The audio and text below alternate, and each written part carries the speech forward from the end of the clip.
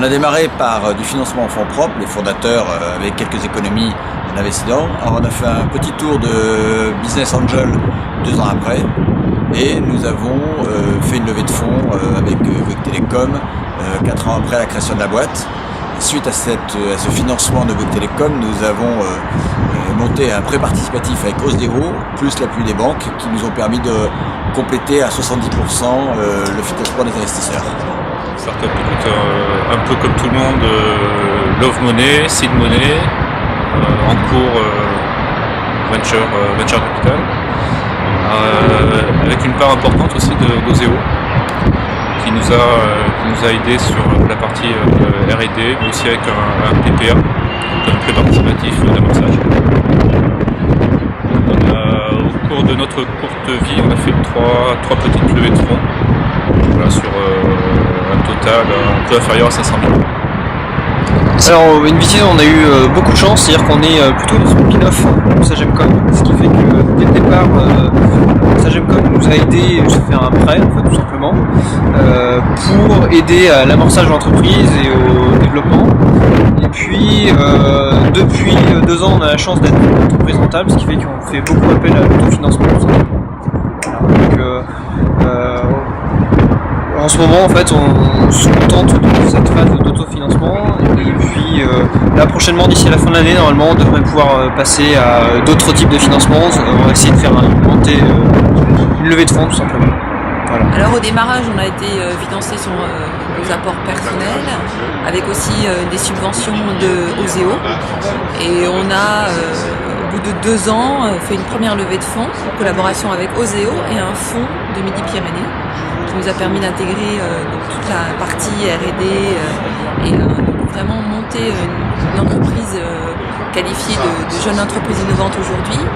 Et puis récemment, notre financement, on a fait un financement de haut bilan en intégrant 2 nouveaux fonds d'investissement qui vont nous permettre de mettre un coup d'accélérateur pour Active Technologies et de passer à une phase de conquête commerciale. Donc on a fait une levée de fonds d'1 million d'euros il y a un mois en fait, avec 3 fonds, 2 régionaux, MPC, XO et un fonds parisien qui s'appelle OTC Asset Management. On ne vit pas que d'amour et d'eau fraîche au départ, donc on a eu l'idée de monter un cabinet de conseil en fait, qui génère du fonds de roulement positif dès le départ. Dès qu'on vend une journée, on facture une journée.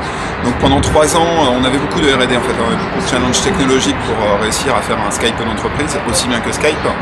Et donc financement en fonds propres avec le cabinet Calexico, conseil en technologie, renouvellement d'appels d'offres.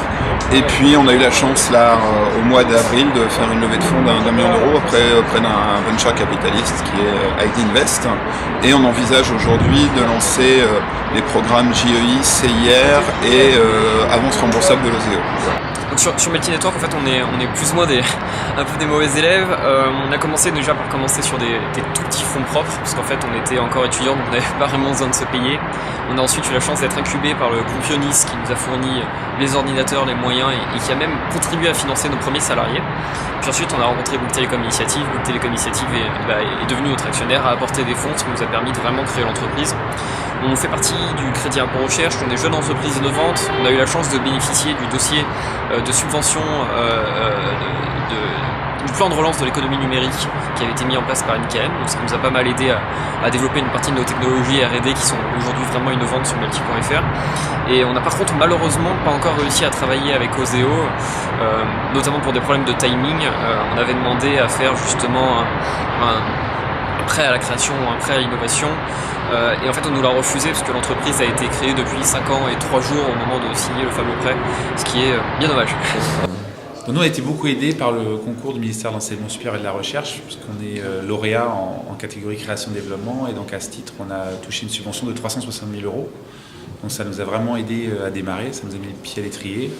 Et donc par rapport à ça, ce qu'on a fait également, c'est qu'on a fait appel à 2 banques pour des concours moyen terme de 100 000 € chacun, ce qui nous a permis aussi de financer notre besoin en fonds de roulement. Donc c'était vraiment pour le démarrage. En fait, on n'a pas eu à faire appel à un fonds d'amorçage Donc pour le futur, par contre, on va considérer une levée de fonds qui nous permettre d'accélérer aussi bien au niveau de la recherche et développement qu'au niveau du développement commercial. Donc nous, on s'est financé sur fonds propres au départ, en faisant appel notamment en fait, à des structures comme le Sciences Po Initiative qui nous a concédé des prêts d'honneur. Et puis par la suite, on a également bénéficié de subventions du CFI, l'aide EMA notamment, et puis également en fait du soutien de Bouygues Telecom Initiative au départ, ce qui nous a permis en fait de développer la société à peu près pendant 1 an avant d'organiser notre première levée de fonds.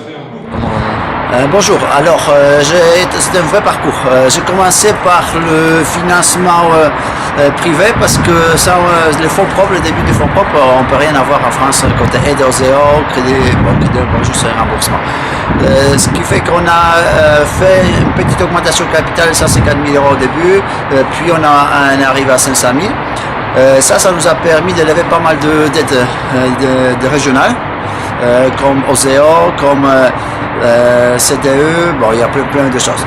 Finalement, sur 4 millions de financements qu'on a eu en 5 ans, on a eu environ 2,5 millions des aides régionales. Nous avons eu 500 000 en aides partenaires comme Bouygues Telecom et on a eu 1 million d'augmentation de capital en fonds propres par les investisseurs privés, par les petits fonds locaux, les fonds ISF, ce genre de choses.